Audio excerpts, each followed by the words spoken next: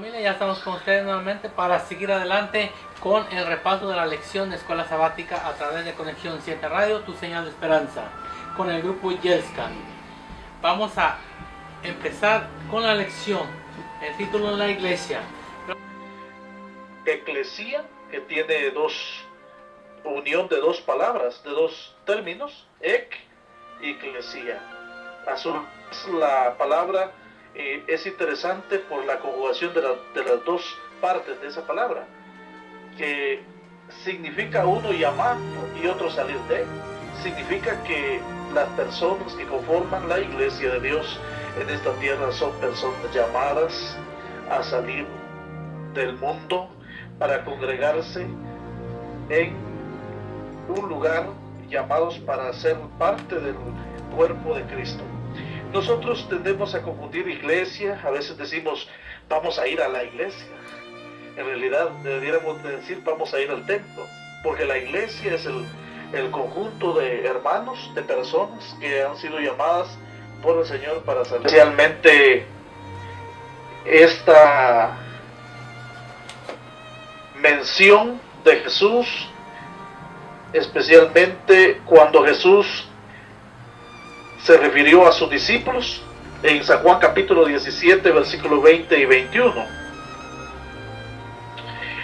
Mas no ruego solamente por estos, sino también por los que han de creer en mí por la palabra de ellos, para que todos sean uno, como tú, oh Padre, en mí y yo en ti, que también ellos sean uno en nosotros, para que el mundo crea que tú me enviaste. Jesús no pudo hacer menos que orar a su Padre antes de irse, cuando habló acerca de la gente que sería su iglesia y que quedaría después de su ascensión al cielo. Si bien es cierto, la iglesia cristiana se fundó con la presencia de los discípulos de Cristo y el llamado que él hiciera a sus discípulos, sin embargo, la iglesia no comienza allí. La iglesia, las raíces de la iglesia pueden ser rastreadas mucho antes. Mencionaremos algunas de ellas. Por ejemplo, el caso de Abraham. En el capítulo 12 del libro del Génesis encontramos el llamado de Dios a Abraham. Ahí Dios llamó a Abraham de Ur de los Caldeos. El libro Patriarcas y Profetas dice que de todas las personas que habitaban en Ur, todas eran personas idólatras, eran personas que adoraban otros dioses. Sin embargo, Dios había puesto de Jesús. Todos sabemos la historia de la crucifixión, sabemos la historia de la agonía de Cristo Jesús al saber que el tiempo estaba cerca. Y es interesante pensar que a pesar de su dolor, su preocupación, el jueves de noche, después de la última cena, el Señor Jesús tenía una preocupación muy grande. La preocupación no era que iba a ser crucificado, sino su preocupación era la unidad de la iglesia.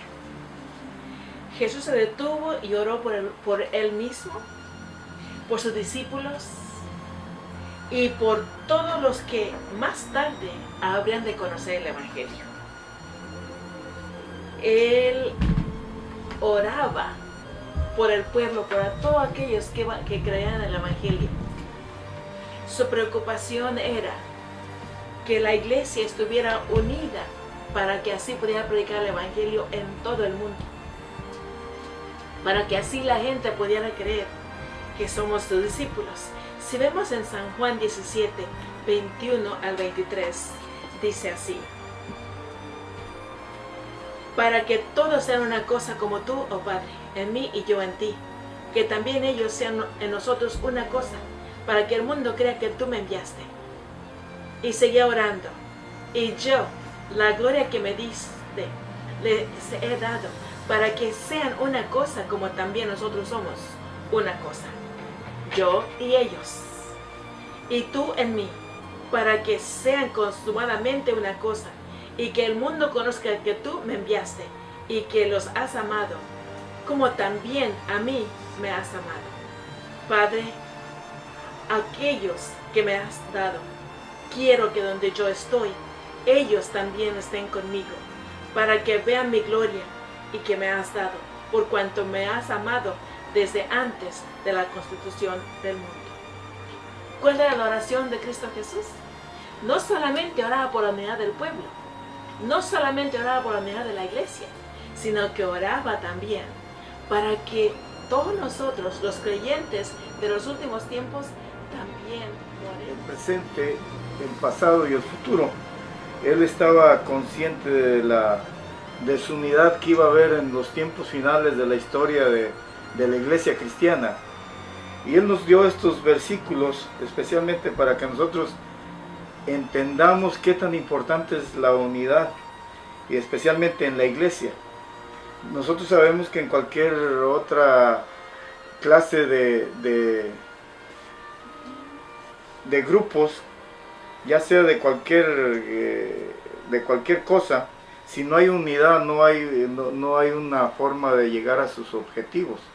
Y la iglesia es bien importante de que la unidad prevalezca dentro de los hermanos en la iglesia, porque sin la iglesia unida, la iglesia no puede progresar ni cumplir la misión que se le ha encomendado. Ahí en Juan 17:11 dice: y ya no estoy en el mundo, mas estos están en el mundo, y yo voy a ti, Padre Santo, a los que me has dado, guárdalos en tu nombre, para que sean uno, así como nosotros. Esto es bien importante de que nosotros podamos entender, porque nosotros lo leemos así, pero ¿cuál es la interpretación que le estamos dando a estos versículos que estamos leyendo, donde nos dice que Jesús y el Padre eran uno? Nosotros, ¿cómo podemos ser uno con Jesús? Para estar unidos, porque si nosotros queremos ser unidos y no tenemos a Jesús en nuestro corazón, en nuestra mente, entonces no podemos tener esa unidad en la que Cristo enfocó su oración cuando pidió por la unidad de la iglesia. Así es que es bien importante que nosotros podamos entender la aplicación que le podemos dar a mi vida, a mi persona, porque como leímos los versículos son bien claros, donde Jesús invita a la unidad de la iglesia como Él tuvo esa unidad con su Padre. Pero nosotros, ¿cómo podemos lograr eso? Cuando todos somos tan diversos uno al otro en forma de pensar, de cultura, especialmente aquí en Estados Unidos, donde habemos diferentes personas de diferentes países, de diferentes culturas. ¿Cómo podemos nosotros mantener esa unidad dentro de la iglesia? Nosotros estuvimos en un evento de los Pathfinders en Oshkosh, en Wisconsin, y nos juntamos más de 45,000 personas de diferentes países, de diferentes culturas. ¿Cómo podemos nosotros mantener esa unidad dentro de la iglesia? Solamente hay una razón y una forma, y la razón y la forma es la palabra de Cristo. Si nosotros nos basamos siempre en nuestra fe, en lo que como escrito está, en lo que la Biblia enseña, nosotros no vamos a sentir esa división, porque Y esto era una unidad total. Es tan interesante que estuvimos juntos toda una semana, los hermanos líderes y los conquistadores, los directores, los pastores, los directores de uniones. Todos estamos juntos, toda una semana estuvimos juntos, y es interesante cómo podíamos estar unidos y comunicarnos de tal manera.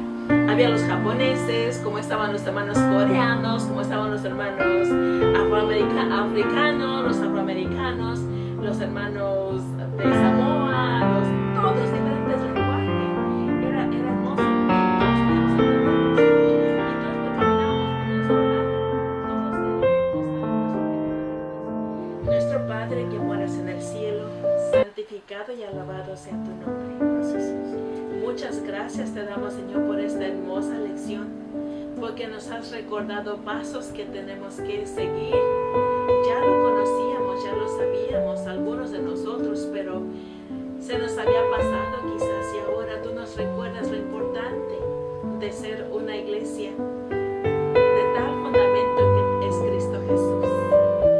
Gracias, Señor Jesús, porque aún sabiendo que ibas a morir, que serías llevado preso, tu preocupación fue los miembros de la iglesia. Tú oraste, Señor, para que el bienestar nuestro y para que hubiera unidad en el pueblo. Así que nosotros, Señor, te damos muchas gracias por habernos elegido, por habernos puesto en tu iglesia, para que nosotros sigamos la unidad que aquellos en primera iglesia siguió. Queremos nosotros ahora ser esos discípulos amorosos, esos predicadores, esos hombres y mujeres sabias que predicaban tu palabra y bautizaban a 3,000 en el día. Ayúdanos, oh Señor, para conservar la unidad. Ayúdanos, oh Señor, para cuidar nuestra lengua, nuestro corazón, nuestra mente, y que podamos nosotros ser ejemplos de unidad y que nuestra iglesia pueda seguir el ejemplo que tienen sus pastores y sus